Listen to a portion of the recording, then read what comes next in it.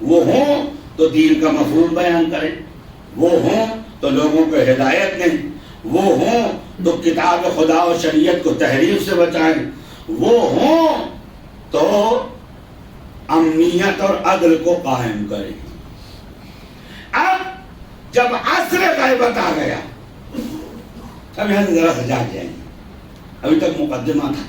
اب جب عصر غیبت آ گیا تو اب ضرورت ہے عصر غیبت میں کچھ لوگوں کی کہ جو وہی کام کریں جو امام کیا کرتے تھے۔ نہیں آگے والوں سے مطلب نہیں، سب لوگ بولے تو سمجھ میں آئے۔ عصر غیبت میں ضرورت ہے کچھ لوگوں کی کہ وہی کام کریں جو 12 اماموں نے کیا تھا۔ ابھی تو ہم نے نہیں، امام حسن عسکری نے ایک نیا باب کھولا، من کانا سائنا لنفسہ محافظا لدینہ مطیعا لامر مولا مخالفا للہویٰ، جو بھی اپنے نفس پہ کنٹرول رکھتا ہو، ہمارے مکتب میں پلا بڑھا ہو، خدا کا ماننے والا ہو، نفس کا مخالف ہو، عوام کو حق ہے کہ اس کو اپنا رہبر بنائے اور اس کی تقلید کرے۔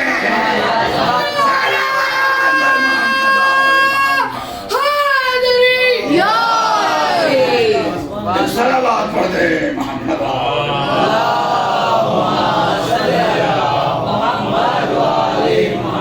صلوات پڑھ دے محمد۔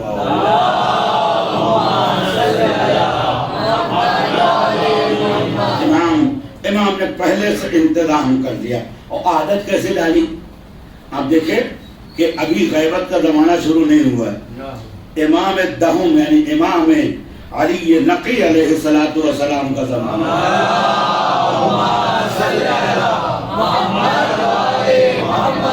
تو اب نائبوں کا سلسلہ بنا دیا، نائبوں کا امام نے پہلا نائب بنایا محمد ابن عثمان، اس کے بعد عثمان ابن سعید، اس کے بعد حسین بن روح، اس کے بعد محمد علی ثمری۔ 2 نائب ایسے تھے جو 10ویں امام کے زمانے اور امام عسکری علیہ السلام کے زمانے میں نائب تھے۔ مولا غیبت تو 50 سال بعد ہونے والی ہے، ابھی سے نائبوں کا سلسلہ کیوں کر رہے ہیں؟ کہ میں قوم شیعہ کو عادت دے رہا ہوں، ان کو اس بات کی پریکٹس دلوا رہا ہوں کہ ایسا نہ ہو کہ کوفے والوں کے جیسے انتظار کرو کہ امام حسین آئیں گے تو ابن زیاد کا فیصلہ کریں گے اور مسلم کو اکیلا چھوڑ دیا۔ لہذا نائبوں کی اطاعت کرائی تاکہ قوم شیعہ کو مشکل نہ ہو، پریشان نہ ہو کہ امام 100 سال نہیں آئے، 200 سال نہیں آئے، 300 سال آئے، قوم گمراہ نہیں ہو رہی ہے۔ کیوں؟ امام نے اپنے بعد رہبروں کی انگلیاں پکڑا دیا ہے تاکہ شیعہ ہمیشہ زندہ رہے۔ صلوات بر محمد اور محمد۔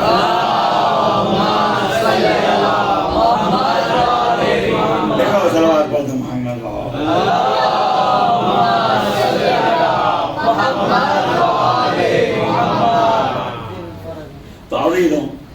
نائبوں کا سلسلہ اس لیے شروع ہے، پہلے کیا تھا کہ کسی کے سر میں درد ہوئی، 12 بجے رات کے دروازے، آقا مولا میرا سر درد کر رہا ہے، کسی کوئی مسئلہ پیش آیا، امام کی بارگاہ میں حاضر ہو گیا۔ پہلے لوگوں کو اپنے سے نزدیک کیا تاکہ ادھر ادھر نہ بھٹکے۔ چھٹے امام کا شاگرد تھا، آپ نے فرمایا کہ تم فلاں آدمی کے در پہ کیوں گئے تھے؟ کہا کہ آدھی رات کو نمک ختم ہو گیا تھا۔ فرمایا نمک بھی لینا ہو تو ہمارے علاوہ کسی کے دروازے پہ نہ جانا، نمک بھی ہم ہی تمہیں دیں گے، حیات بھی ہم ہی دیں گے، جنت بھی ہم ہی دیں گے۔ شیعوں کو عادت دلائی ان کے در پہ نہ جانا۔ لہذا نہ ہم پیروں کے پیچھے بھاگتے ہیں، نہ ہم مریدوں کے پیچھے بھاگتے ہیں، نہ ہم مسخروں کے پیچھے بھاگتے، ہمارے پاس 14 سورج ہے، تو ہمیں کسی پیر کی ضرورت نہیں ہے۔ ہمارے پہلے امام کا نام علی ہے اور آخری امام کا نام مہدی ہے۔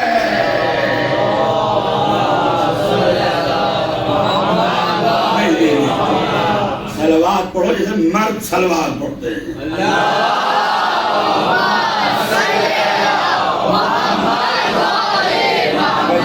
پاس عورتیں ہوتی نا تو ان کی آواز آپ سے زیادہ ہوتی ہے. کون سلوات پڑھے ماں؟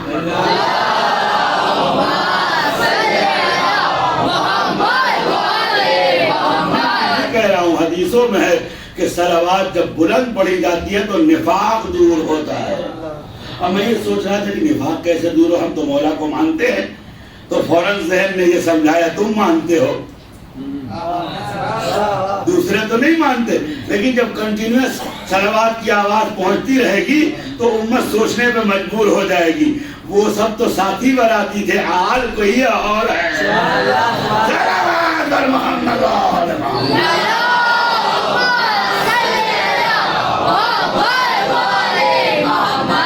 تو میرے دوستو عزیزو, اماموں نے پہلے عادت ڈلوائی کہ شیعہ ان کے پاس رہیں, کسی اور کے پاس نہیں جائیں. دوسری جب دیکھا کہ بالکل شیعہ وابستہ ہو گیا ہے, کیسے آپ اپنے بچے کو مانوس کرتے ہیں کہ آپ کے علاوہ کسی کے پاس نہ جائیں. ایسا ہی ہے نا, آپ اپنے بچے کو اپنے ہاتھ سے لقمہ کھلاتے ہیں, پانی پلاتے ہیں, ٹافی دیتے ہیں, تاکہ آپ کا بچہ اپنے آپ کے پاس رہے, کسی اور کے پاس نہ جائے. اس کے بعد جیسے بڑا ہونے لگتا ہے تو آپ کہتے ہیں بیٹا تمہیں پیسے کی ضرورت ہے, وہ والیٹ رکھا ہے اس میں سے ضرورت بھر لے لینا. بیٹا تمہیں کھانے کی ضرورت ہے, اگر تمہاری ماں نہیں ہے تو کچن کھلا ہوا ہے, جاؤ جو چاہے وہ کھا لو. اچھا تمہیں اپنے موزے کی ضرورت ہے تو بیٹا خود اٹھاؤ, اپنے جوتوں کی ضرورت ہے تو بیٹا خود اٹھاؤ.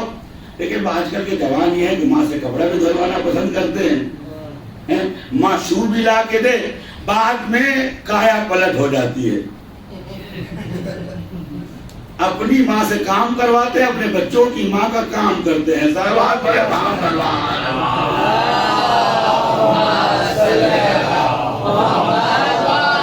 اور صلوات پڑھتے محمد.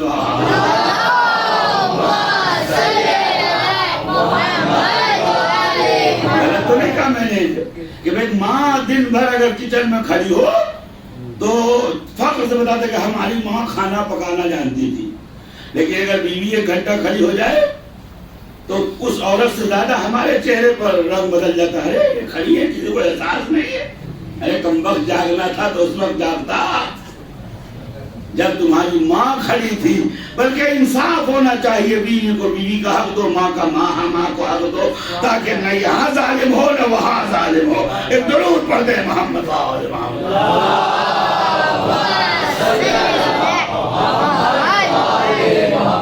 اس کے بعد ائمہ نے دیکھا کہ اب معاملہ ذرا سا کچھ زیادہ ہی وابستگی شروع ہو رہی ہے کہ چھوٹے چھوٹے مسئلے میں شیعہ امام کا دروازہ کھٹکھٹا رہا ہے. اب امام کو یہ خوف لاحق ہوا کہ کل اگر ہم کسی وجہ سے کہیں چلے گئے تو قوم گمراہ ہو جائے گی. تو اب ان کو عادت اپنے سے دور رہنے کی عادت تھی. اپنے نمائندوں کے ذریعے سے شخص آیا, اس نے کہا اپنا رسول اللہ یہ مسئلہ بیان کر دیجیے. آپ نے فرمایا کوفے میں محمد ابن مسلم نہیں تھے؟ انہوں نے کہا تھے تو, لیکن آپ اور وہ. فرمایا جو وہ کہتے ہیں وہی میں کہوں گا. ایک شخص آیا سامرہ سے, اہواز سے, اس نے کہا مولا اہواز سے مسئلہ پوچھنے آیا ہوں. آپ نے فرمایا اہواز میں علی ابن مہزیار تھے یا نہیں تھے؟ کہا تھے. کہا ان کے ایمان میں کوئی کمی تو نہیں تھی؟ کہا نہیں مولا. کہا پھر ان سے کیوں نہیں پوچھا, میرے پاس کیوں آئے ہو؟ کہا مولا آپ ہیں وہ ہیں. کہا مجھے بھی معلوم ہے, لیکن آپ ہی نے ان کو بنایا ہے, لہذا ان سے پوچھو مولا ماجرا کیا ہے. کہ میں قوم کی تربیت کر رہا ہوں, انہیں عادت دلا رہا ہوں کہ اگر ہم کبھی دور چلے جائیں تو نہ یہ کسی کے پیر ہو جائے, نہ کسی کے مرید ہو جائے, نہ صوفی ہو جائے, نہ مزاروں کا دھکا کھائے, بلکہ مرجعیت کے ساتھ چلے. یہ وہی لے جا کے کھڑا کریں گے جہاں علی اور فاطمہ. صلوات بر محمد آل محمد.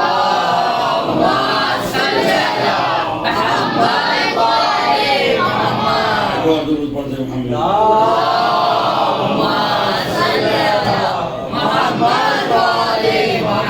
میرے دوستو عزیزو, اماموں نے یہ عادت دلوائی.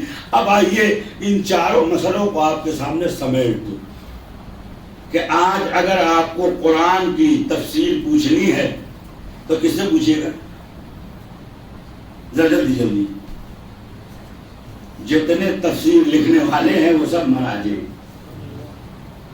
سب سے بہترین تفسیر المیزان ہے، آیت اللہ رضوان علامہ طباطبائی، تفسیر صافی ہے جس کو مرحوم فیض کاشانی، تفسیر برہان ہے جس کو ماحوزی بحرانی، تفسیر نمونہ ہے اس کو آیت اللہ مکارم شیرازی، التفسیر القرآن مرحوم شیخ توسی رضوان اللہ تعالی علیہ، مجمع البیان مرحوم امین الاسلام رضوان اللہ تعالی علیہ۔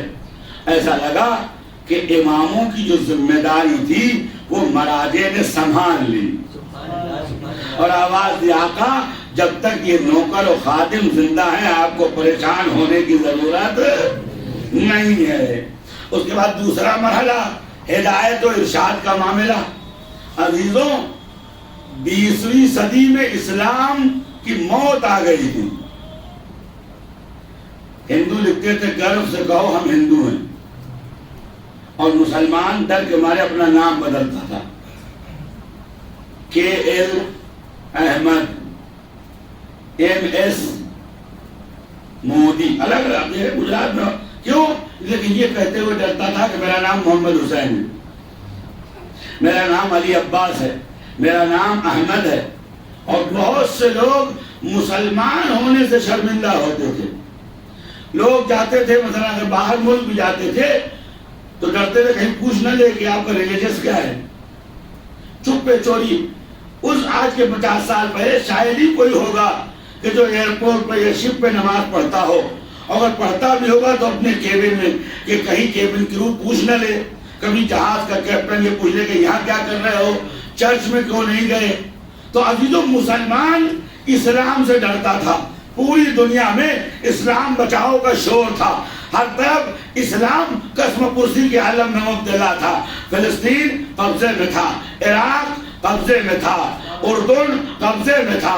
عزیزوں ایک طرف سے نیپولین نے دبایا تھا، ایک طرف سے ایلیزابتھ نے دبایا تھا، ایک طرف سے امریکہ کے ولیمز نے دبایا تھا، اور اس زمانے میں امریکہ کے دور علاقوں میں اسپین نے دبایا ہوا تھا۔ عزیزوں ہر طرف مسلمان دبا ہوا تھا، سانس نہیں آ رہی تھی۔ ہر معلم یہ کہتا تھا قرآن زندہ کرو، نماز کو زندہ کرو، جہاد کو زندہ کرو، لیکن کسی میں دم نہ تھا یہ کرے۔ لیکن ایک 80 سال کا بوڑھا آدمی سرزمین قم سے اٹھا، سرزمین قم سے اٹھا، وہ کوئی بادشاہ نہ تھا، وہ کوئی حاکم نہ تھا، وہ کوئی فوجدار نہ تھا، وہ کوئی جنرل نہ تھا، وہ کوئی کمانڈر نہ تھا، بلکہ شیعوں کا مرجع تھا۔ اب جو اٹھا عزیزو تمام حیوانوں کو ہلا دیا اور اسلام کے پرچم کو ساری دنیا میں بلند کر دیا۔ کل تک جس اسلام کو لوگ دیکھ اس پائے سمجھتے تھے، خمینی کے آنے سے شیعت بھی زندہ ہو گئی، سنی بھی زندہ ہو گیا۔ صلوات بر محمد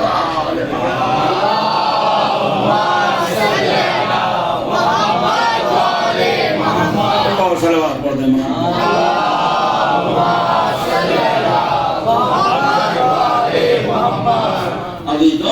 اور آج ہم پوری دنیا میں ہمامہ لگا کے ٹہلتے ہیں، ہم سے کوئی نہیں کہتا کیوں لگایا ہے۔ سرداروں کے امامے پہ اتار کے مشین میں رکھوا دیا جاتا ہے۔ میں گیا امریکن ایمبیسی میں انٹرویو دینے، تو بڑے بڑے مولانا ملا جو کوٹ میں گئے، سوٹ میں گئے، میں اسی میں گیا، یہ میرا لباس ہے، اب یہی میرا کفن ہے، تو امریکہ کوئی آسمان سے آیا ہے کہ میں اتار کے دوں؟ اس کے بعد اس نے کہا اس کو اتارو، ہم نے کہا یا یہ کٹ جاتا ہے تب اترتا ہے، یا یہ ہے کہ عبادت کا وقت ہو تو اترتا ہے۔ یہ مشین میں نہیں جاتا، یہ جنت میں جانے کے لیے ہے۔ ایک صلوات پڑھ دیں محمد۔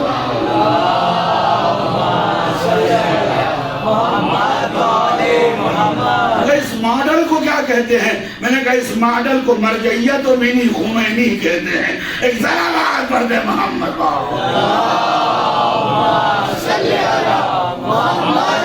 ایک اور صلوات پڑھ پڑھتے تمام علماء و مراجع کی سلام.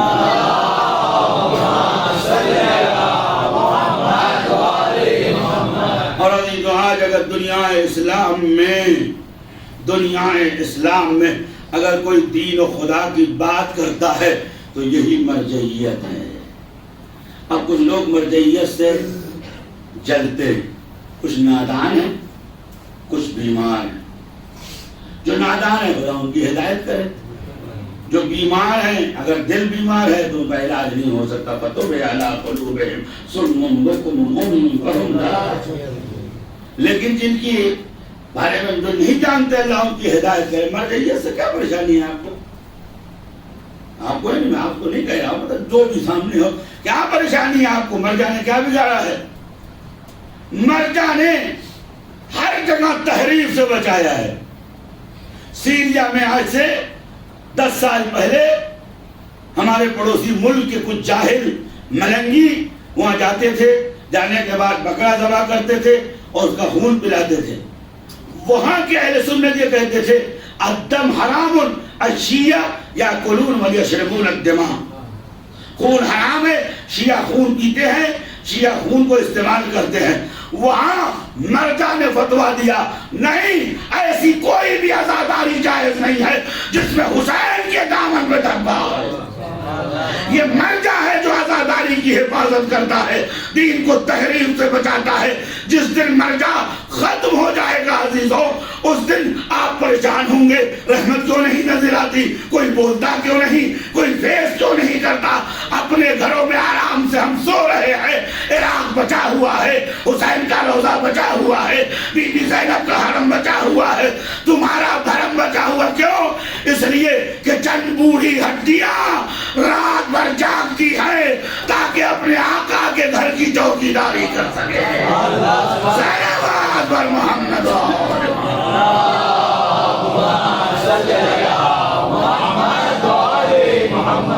ابھی تو یہ مرجعیت ہے جس نے پوری دنیا میں عدل انصاف کو زندہ رکھا ہوا ہے اور آج ہماری شان ہے. ایک لیفٹیننٹ جنرل تھا امریکہ کا، تو جب کھڑا کیا گیا بش کے سامنے تو بش نے کہا کہ آپ کا نیشن؟ انہوں نے کہا میرا نیشن امریکہ ہے. آپ کی پوسٹ؟ میں کہا لیفٹیننٹ جنرل. کہا کس کا آرڈر لیتے ہو؟ کہا آپ کا. تو وہاں کے اوپر ایک مشاور کھڑا تھا، ایڈوائزر. اس نے کہا کہ تقلید کیوں کرتے ہو؟ ہمیں آپ کو تقلید سے ڈر نہیں ہے، لیکن ظالم کے ایوانوں میں تقلید سے انقلاب آیا ہوا ہے، زلزلہ آیا ہوا ہے. عزیزوں ایک مثال اور آپ کی زحمت تمام صلوات پڑھتے محمد.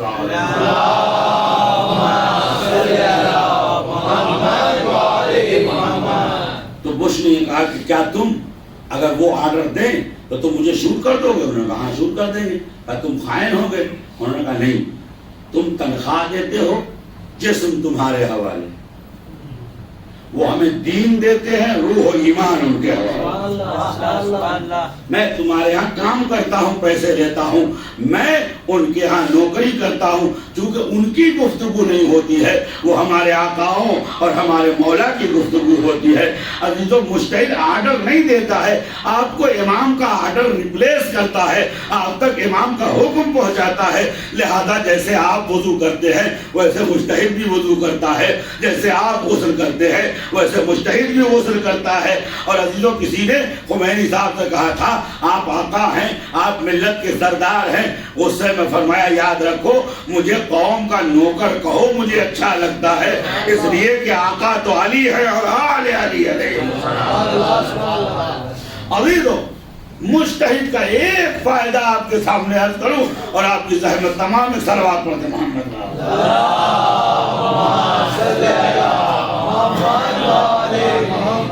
وہ یہ ہے کہ جس وقت صدام کا سقوط ہوا، جب صدام کا سقوط ہوا تو عراق میں ایک عجیب سی فضا چھائی ہوئی تھی. صدام کے جاتے ہی فوراً سعودی عرب اور جتنے بھی مڈل ایسٹ کے گرگے اور گنڈے تھے انہوں نے دنیا کے جتنے بھی تڑی پار لوگ تھے جن کے اوپر سزائے موت تھی انہیں لا کے عراق میں کھڑا کر دیا، ISI بنا دی، داعش بنا دیا۔ اب انہوں نے کیا کیا؟ انہوں نے سب سے پہلا کام جو کیا وہ روزہ اڑایا امام حسن عسکری اور امام علی نقی علیہ السلام۔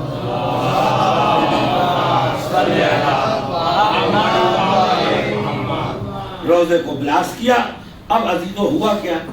عراق میں 70% شیعہ ہیں، جہاں کی میجورٹی 70% ہو تو آپ سمجھ لیجیے کہ وہ اس کو برداشت کرنا، کنٹرول کرنا مشکل۔ تمام شہروں میں تھا اس زمانے میں، تمام شہروں میں تمام شیعہ سڑکوں پہ آ گئے اور سب یہ کہہ رہے تھے بالروح والدم یا علی الحادی یا عسکری سلام اللہ علیکما، جان اور مال آپ پہ قربان ہے۔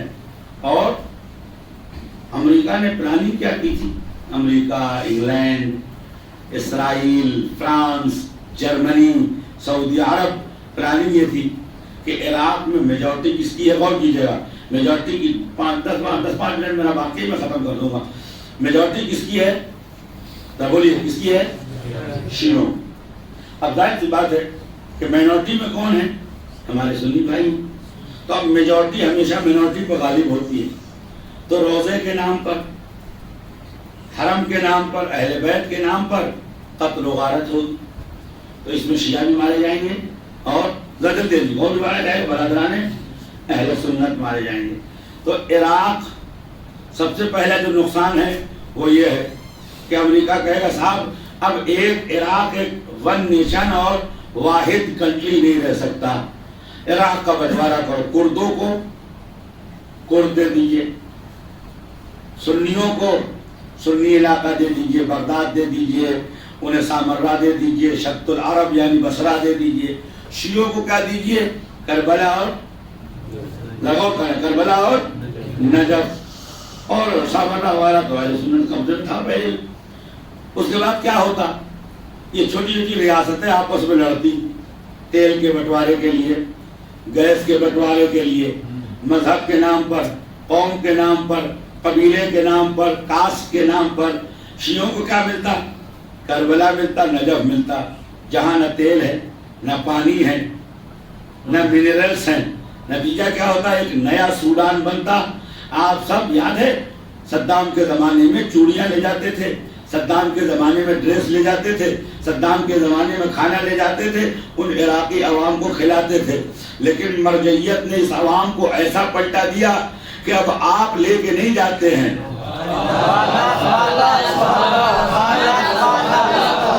11 کروڑ لوگ 11 کروڑ لوگ عراق میں 10 دن رہتے ہیں، پانی عراقی، کھانا عراقی، روٹی عراقی۔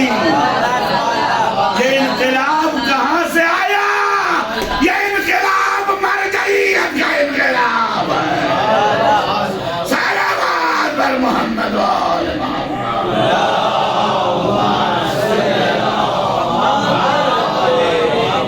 ایک اور جملہ کہنے دیجئے، یہ تو غلام نے ہینڈل کیا تو 11 کروڑ آدمیوں کو سنبھال لیا، اب جب آقا آئے گا تو ہر دنیا میں 40 کا منظر ہوگا۔ ایک صلوات پڑھ دے محمد و آل محمد۔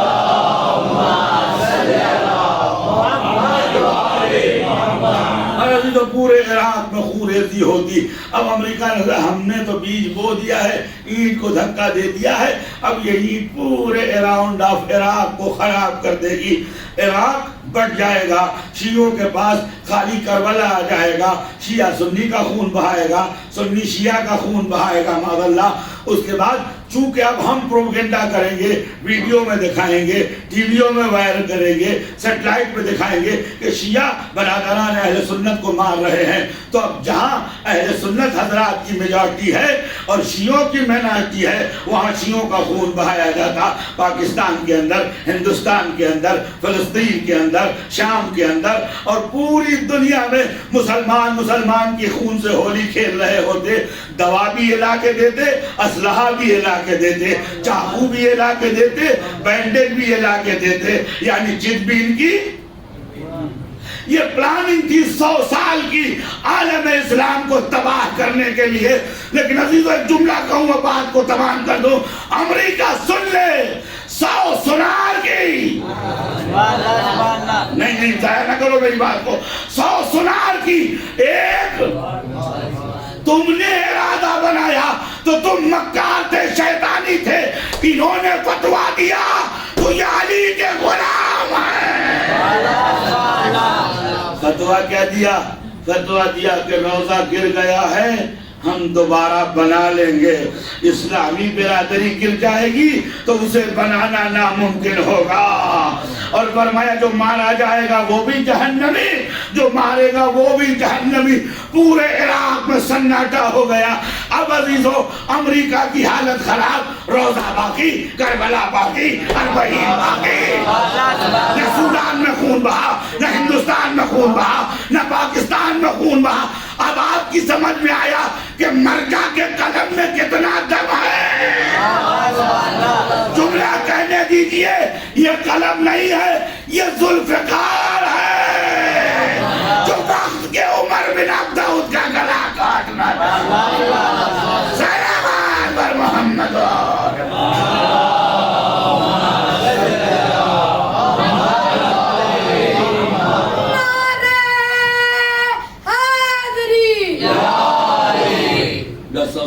یہ ہے ایک ہلکا سا ٹریلر کہ ایک مرجع.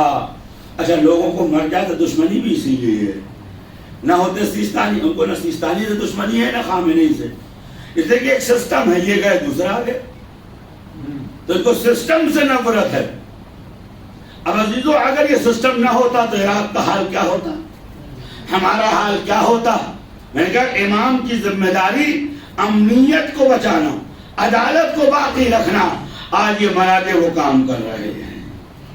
اور عزیزو جب امام علیہ السلام آئیں گے, آخری جملہ میری مجلس تمام, جب امام علیہ السلام آئیں گے تو اب جو آئیں گے سعودی عرب سے آئیں گے. کہاں سے آئیں گے؟ سعودی عرب سے. مولا کسی شیعہ علاقے سے کیوں نہیں آ جاتے, مکے سے کیوں آئیں گے؟ کہ غور سے دیکھو, ہندی, آپ اگر ہندی و گجراتی جانتے ہیں تو اس لفظ کا استعمال میں کروں گا, لطف آپ اٹھائیے گا. عزیزوں امام جب آئیں گے, شیعہ سنی کتابوں میں لکھا ہے کہ رکن یمانی سے ٹیک لگائے ہوں گے. رکن یمانی وہی ستون ہے جہاں سے فاطمہ بنت اسد حضرت علی کو لے کے اندر گئی. مولا یہاں کیوں کھڑے ہیں؟ کہ NRC لاگو کرنے آیا ہوں, یہ بتانے آیا ہوں میں مہمان نہیں ہوں. خانہ کعبہ میرا ہے, میرا جنم سندھادکار ہے. سلام بر محمد.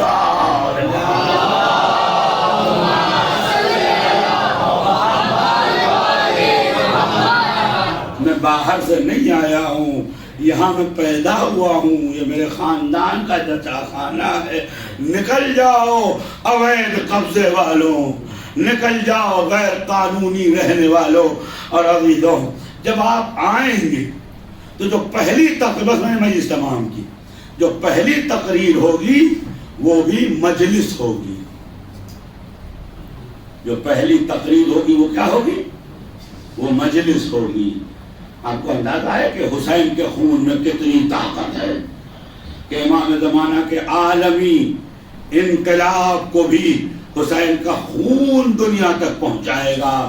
آپ فرمائیں گے الا یا اہل العالم ان جدی الحسین قتل شانہ